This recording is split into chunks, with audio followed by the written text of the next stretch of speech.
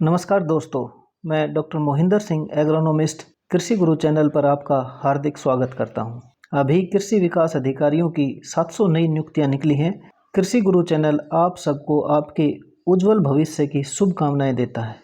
हमारा ये भरकस प्रयास रहेगा कि आपको कम समय में ज़्यादा से ज़्यादा तैयारी करा सकें। कृषि विकास अधिकारियों के लिए सिलेबस के मुख्य अंश हैं वो importance of agriculture, fundamental of crop production, natural resource management, crop management, allied agricultural activities, crop improvement, seed science and technology, farm business and finance management, agricultural marketing, marketing intelligence, agriculture extension, principle and method, package of practices. हम इन सभी विषयों को बारी बारी से अध्ययन करेंगे। क्रॉप, जैसा कि हम जानते हैं कि क्रॉप मुख्यतः फसल को कहते हैं, लेकिन क्रॉप का मतलब केवल प्लांट नहीं है, बल्कि इसमें पशुपालन, पोल्ट्री, एक्वाकल्चर सभी आते हैं। अतः हम सीधे शब्दों में कह सकते हैं कि सेम काइंड ऑफ प्लांट्स और other species grown on a large scale for profit and subsistence, ये क्रॉप कहलाती है। पैकेज ऑफ प्रैक्टिसेस, ये प्लांट की ग्रोइंग से लेकर इंटरप्राइजेज की स्टार्ट से लेकर उसके इकोनॉमिकल बेनिफिट तक की सभी प्रक्रियाएं, तकनीक और प्रबंधन का समावेश है। एग्रीकल्चर दो शब्दों के मेल से बना है, एग्री प्लस कल्चर। एग्री का मतलब होता है सोयल और कल्चर का मतलब होता है कल्टीवेशन। एग्रीकल्चर एक आर्ट, एक साइंस और एक बिजनेस है जिसमें growing of crops, raising of animals और उनका प्रयोग डेवलपमेंट ऑफ ह्यूमन सिविलाइजेशन होता है। एग्रीकल्चर में बहुत से साइंटिफिक इन्वेंशंस हुई हैं, उसमें से कुछ हम इम्पोर्टेंट का अभी डिस्कशन करेंगे।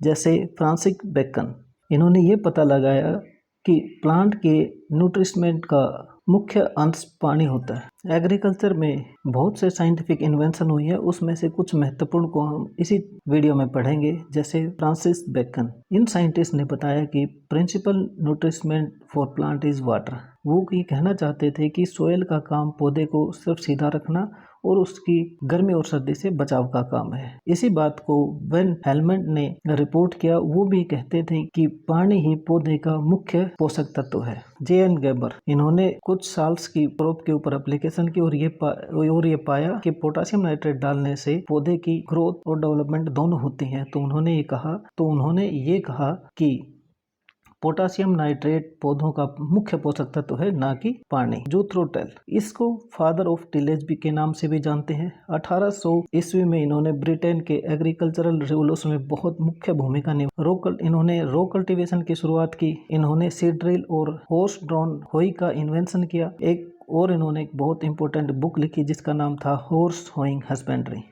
प्रेस्टले ने इंडिपेंडेंट ऑक्सीजन की डिस्कवरी की। इन्होंने ऑक्सीजन को इन्वेंट करने के लिए थर्मल डिकम्पोजिशन किया मर्क्यूरिक ऑक्साइड का। इन्होंने कार्बन मोनोऑक्साइड, इन्होंने ऑक्सीजन की डिस्कवरी की। ऑक्सीजन के लिए इन्होंने थर्मल डिकम्पोजिशन किया मर्क्यूरिक ऑक्साइड का। इन्होंने कार्बन मोनोऑक्साइड को गैस का इन्वेंशन किया। इन्होंने नाइट्रस ऑक्साइड का इन्वेंशन किया। इन्होंने नाइट्रिक ऑक्साइड का इन्वेंशन किया। इन्होंने सल्फर डाइऑक्साइड की इन्वेंशन की। इन्होंने नाइट्रोजन पर ऑक्साइड की इन्वेंशन की। इसके बाद फ्रांसिस होम, इन्होंने water, air, salt, fire, oil, इन सब का एक्सट्रैक्शन किया और यूज किया प्लांट्स के ऊपर। उसके बाद थॉमस जेफरॉन, इन्होंने माउल ब्रॉड प्लो की इन्वेंशन की, जिसे हम देसी भाषा में प्लाऊ के नाम से जानते हैं, जिससे मिट्टी को इन्वर्ट किया जाता है, डीप टिलेज का काम किया जाता है। प्लांट साइंस के में थियोडोर ने सबसे महत्वपूर्ण खोज की कि इन्होंने ये बताया कि प्लांट कार्बन डाइऑक्साइड को एब्जॉर्ब करता है और वो ऑक्सीजन को रिलीज करता है, और ये भी बताने में ये सक्षम रहे कि नाइट्रोजन की सप्लाई सॉइल के द्वारा होती है। जस्टस वॉन लाइबर्ग, इनको लॉ ऑफ मिनिमा या लाइबर्ग लॉ ऑफ मिनिमा के नाम से भी जाना जाता है। लाइबर्ग ने यह बताया कि अगर सभी पोषक तत्व प्रचुर मात्रा में हो और एक की कमी हो तो उस प्लांट की ग्रोथ उसी स्पेसिफिक न्यूट्रिएंट की कमी के साथ साथ घटती है और उस पर्टिकुलर इनपुट को डालने के साथ साथ यील्ड भी इंक्रीज हो जाती है। भारत के इतिहास में बहुत से माइलस्टोन आए, उनकी हम बारी बारी से एक अलग चैप्टर में चर्चा करेंगे। फिर भी हम कुछ महत्वपूर्ण बिंदुओं के बारे में आज इस स्लाइड में चर्चा करेंगे। सबसे पहले 1880 में department of agriculture agriculture British के द्वारा इंडिया में एस्टेब्लिश किया गया। उसके बाद इंपीरियल एग्रीकल्चर इंस्टीट्यूट, जिसे हम IARI के नाम से जानते हैं, उसकी बिहार के पूसा में स्थापना हुई। 1912 में शुगर केन ब्रीडिंग इंस्टीट्यूट की कोयम्बटूर में स्थापना हुई। उसके बाद imperial council of agriculture research new Delhi में स्थापित किया गया। 1936 में बिहार में अर्थक्वेक आने के बाद IARI को दिल्ली शिफ्ट कर दिया गया और उसका ओरिजिनल नाम भी रखा गया पूसा, जिसे हम पूसा इंस्टीट्यूट के नाम से भी जानते हैं। 1962 में पहली एग्रीकल्चर यूनिवर्सिटी पंतनगर में स्थापित हुई और 1965 से 1967 में इंडिया में ग्रीन रिवोल्यूशन स्टार्ट हुआ, जिसमें high yielding varieties of wheat and rice, fertiliser का प्रयोग हुआ, डैम बनाई गई, इरिगेशन की फैसिलिटीज बढ़ाई गई और पेस्टिसाइड का यूज हुआ। भारत में 5 बड़े एग्रीकल्चर रिवोल्यूशन हुए, जिसमें सबसे पहले green revolution. Doctor MS Swaminathan को फादर ऑफ ग्रीन रिवोल्यूशन भी कहते हैं। 1960 और 1970 के दशक में एग्रीकल्चर में हाई यील्डिंग वैरायटीज का प्रयोग हुआ, मैकेनाइज्ड टूल्स का प्रयोग हुआ, इरिगेशन फैसिलिटीज बढ़ी, पेस्टिसाइड का प्रयोग हुआ, फर्टिलाइजर का प्रयोग हुआ और हमारी यील्ड 3 से 4 गुना इंक्रीज हुई। इस दौर को ग्रीन रिवोल्यूशन के नाम से जानते हैं। व्हाइट रिवोल्यूशन को ऑपरेशन फ्लड भी कहते हैं। 13 जनवरी 1970 में इसकी शुरुआत डॉक्टर वर्गीज कुरियन के द्वारा की गई और उन्हें मिल्कमैन ऑफ द इंडिया के नाम से भी जाना जाता है। ब्लू रिवोल्यूशन, जिसको नीली क्रांति मिशन के नाम से भी जाना जाता है, इसकी शुरुआत 7वें पंचवर्षीय योजना यानी 1985 से 1990 के बीच की गई। का मेन ऑब्जेक्टिव था फिशरीज को फार्मर की डबल इनकम करने के लिए प्रमोट करना। डॉक्टर अरुण कृष्ण और डॉक्टर हीरालाल चौधरी इसके जनक माने जाते हैं।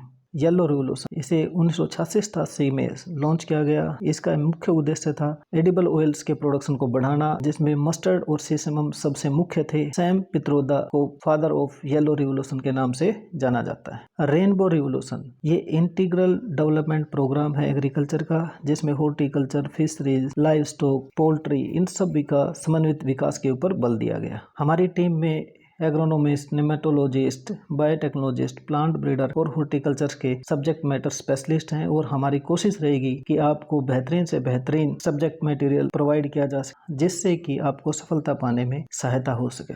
अगली वीडियो में हम फंडामेंटल्स ऑफ क्रॉप प्रोडक्शन लेके आएंगे। तब तक आपके सुझाव आमंत्रित हैं, जिससे कि हम अपने स्टडी मटेरियल को और अधिक सुधार कर सकें। धन्यवाद।